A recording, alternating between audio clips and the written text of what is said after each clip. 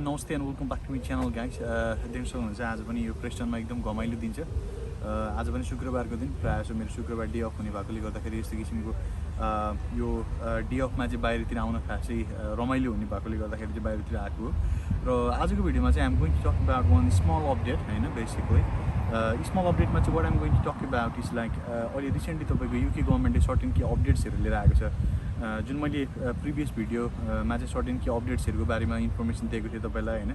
पिएसडब्ल्यू lunch भयो भन्ने एउटा अपडेट्सहरू प्रोभाइड गरेको थिएँ। त्यस पछाडिदेखि चाहिँ अब एम्बर लिस्टमा गइसके पछाडि चाहिँ भनौँ न एम्बर लिस्टको ट्राभलर्सहरूले चाहिँ युकेमा आउँदाखेरि तपाईँको चाहिँ नै कुनै पनि किसिमको होटल म्यान्डेटरी क्वारेन्टिन अथवा तपाईँको यो होम क्वारेन्टिनहरू गर्नु पर्दैन भन्ने इन्फर्मेसन मैले तपाईँहरूलाई प्रोभाइड गरेको थिएँ। त्यसको सर्टेन केही कन्डिसन्सहरू थियो।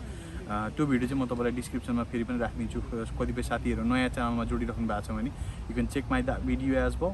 तर अहिलेको केसमा चाहिँ what I'm going to talk about is like recently तपाईँको मैले जुन पछिल्लो भिडियो हालिदिएदेखि पछाडि चाहिँ अहिले चाहिँ रिसेन्टली एउटा अर्को नयाँ अपडेट आएको छ।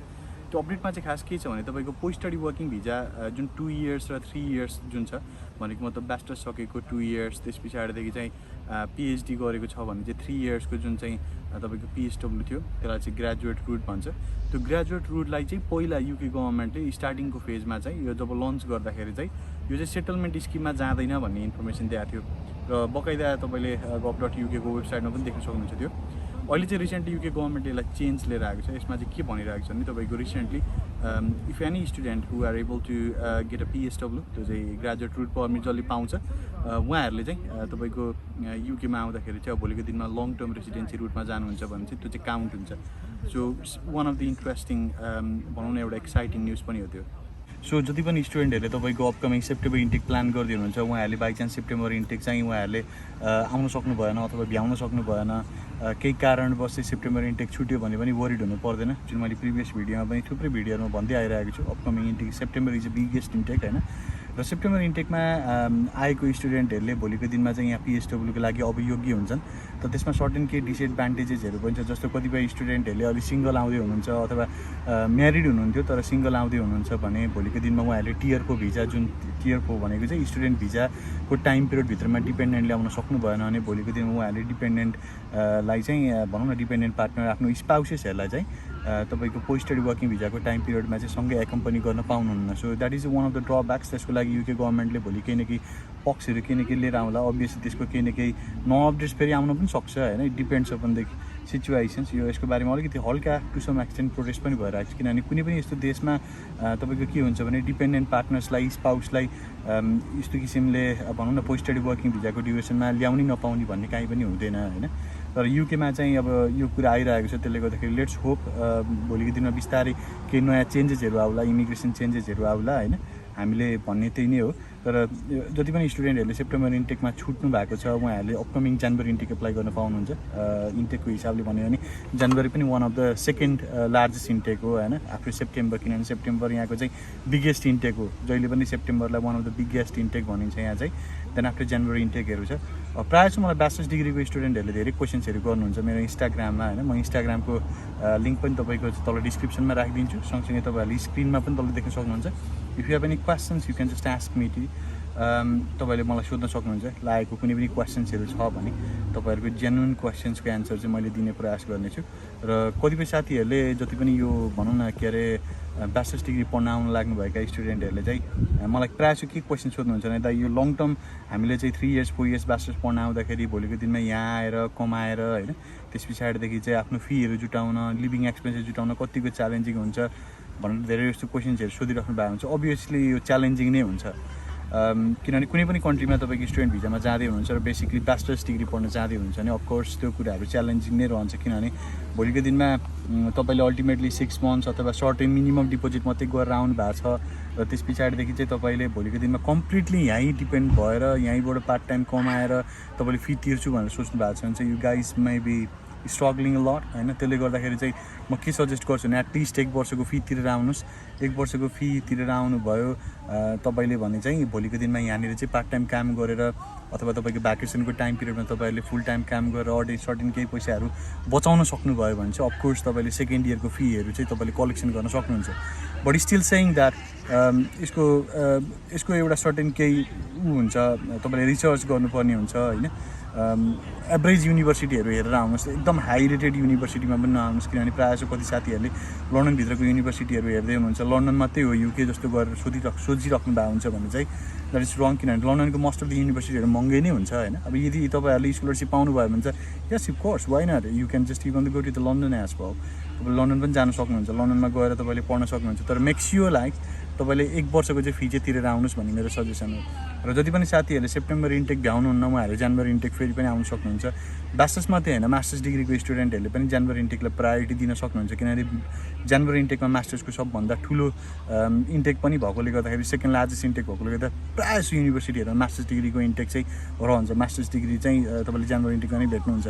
र जो जनवरी इन्टेक मिस गर्नुहुन्छ, सर्टेन कुनै युनिभर्सिटीहरूमा मे इन्टेक पनि हुन्छ, त्यसले गर्दा वरिड हुन पर्दैन होइन। किनभने अब अहिले चाहिँ राम्रो पोजिटिभ न्युजहरू आइरहेको छ, तपाईँले देखिहाल्नुभयो पिएसडब्ल्यू, जसले पिएसडब्ल्यू पाउँथे, पिएसडब्ल्यू पाइसके पछाडि त्यो चाहिँ भोलि सेटलमेन्ट रुटमा जान्छ कि जाँदैन भन्नुहुन्थ्यो भने त्यो पनि क्लियर भइसक्यो। अब तपाईँ लङ टर्म रेसिडेन्सी भनेको चाहिँ 10 वर्ष तपाईँ लिगल्ली युकेमा बस्न सक्नुभयो भने तपाईँको पिएसडब्ल्यूको 2 देखि 3 वर्ष पनि काउन्ट हुन्छ। So that is one of the interesting things होइन।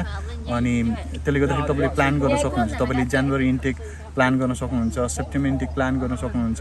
तपाईँले मास्टर्स डिग्री पढ्न आएको स्टुडेन्टहरूलाई long term residency to some extent मलाई लाग्छ सहज पनि हुन्छ जस्तो लाग्छ। जस्तो फर इक्जाम्पल्स तपाईँले अहिले भनौँ न मास्टर्स डिग्रीको लागि तपाईँ आउनु भएको छ, 3 इयर्स छ, त्यस पछाडिदेखि चाहिँ तपाईँले 2 इयर्स पिएसडब्ल्यू पाउनुभयो, तपाईँले त्यो 2 इयर्स पिएसडब्ल्यू इमिडिएटली ब्याचलर सक्ने बित्तिकै नलिएर तपाईँले 2 इयर्सको भनौँ न post graduate program masters program गर्नुभयो, त्यस पछाडिदेखि तपाईँले 2 इयर्स पिएसडब्ल्यू थप्नु भने तपाईँको 3 वर्ष ब्याचलर्स, 2 वर्ष मास्टर्स 5 वर्ष, त्यस पछाडि 2 वर्ष पिएसडब्ल्यू 7 वर्ष। Then after you can even the target तपाईँले भोलिको दिनमा Tier 2 भिजा लिएर तपाईँले स्पोन्सरसिप लिएर तपाईँ फर्दर Tier 2 को वर्क भिजामा जान सक्नुभयो भने त्यहाँको कम्पनीले तपाईँले स्पोन्सरसिप गर्यो भने चाहिँ after 5 years you can still apply for the ILR होइन।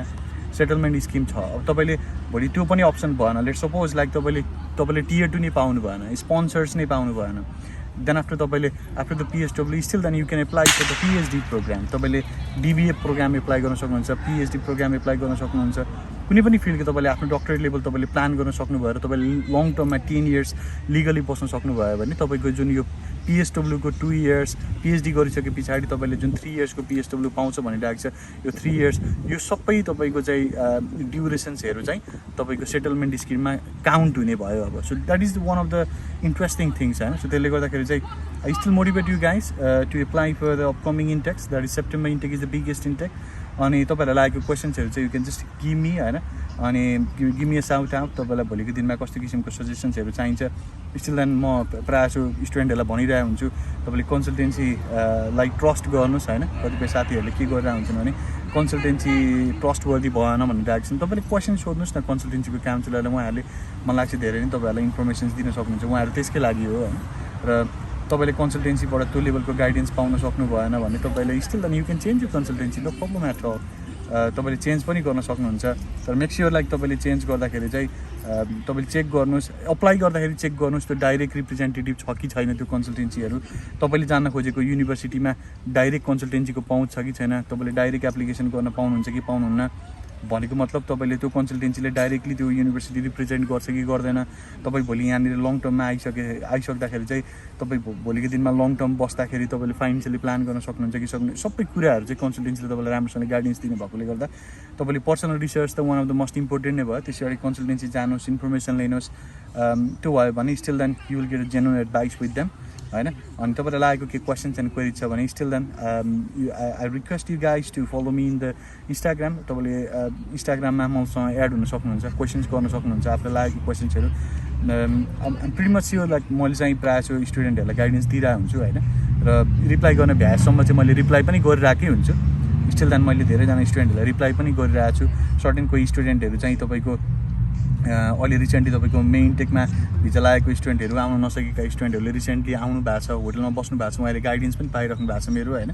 सो त्यसले गर्दाखेरि चाहिँ I'm pretty much excited, let's see. किनभने युकेको धेरैवटा पोलिसीहरू चेन्ज भइरहेछ र भइरहन्छ, यस्तो किसिमको पोलिसीहरू चेन्ज भइरहेको छ, तर सबै स्टुडेन्टको फेभरमा पोलिसीहरू चाहिँ आइरहेको छ। सो त्यसले गर्दाखेरि चाहिँ तपाईँले एकदम निर्धक्काका साथ युके चुज गर्न सक्नुहुन्छ। त्यसले गर्दा I still suggest you to apply for the UK. If you have got any questions then please feel free to contact contact me र यति भन्दै यो च्यानलमा चाहिँ तपाईँले जोडिराख्नु भएको छ, कतिपय साथी नयाँ जोडिराख्नु भएको छ भने make sure subscribe, like, share, comment. अनि जति पनि पुरानो साथीहरू मलाई रेगुलरली हेरिराख्नु भएको हुन्छ, I would like to thank you very much from the bottom of my heart. अनि क्वेसन्स गर्न सक्नुहुन्छ, तपाईँलाई लागेको क्वेसन्सहरू केही क्वेरिजहरू छ भने make sure you put in the comment sections so that I can come up in the next updates होइन। अनि त्यही नै हो, त्यो इन्स्टाग्राममा जोडिनुहोस्, क्वेसन्सहरू सोध्नुहोस् होइन, जतिसक्दो रिसर्च गर्नुहोस्। I wish you the best of the best for the upcoming intakes guys and will see you in the next blogs. Thank you very much for watching this blogs guys.